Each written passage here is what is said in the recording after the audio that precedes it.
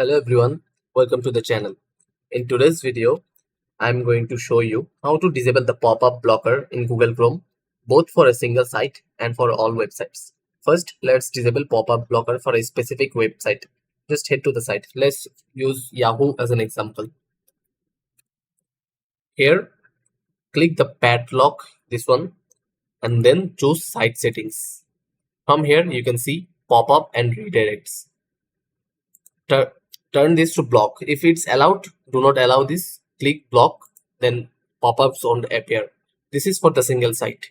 And for the all websites, you can go to the browser settings here on the three dot on the top right, then click settings.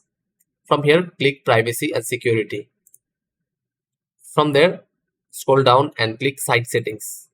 Again, scroll down, you can see pop-up and redirects. Click on it and choose these settings. Don't allow sites to send pop-ups or use redirects.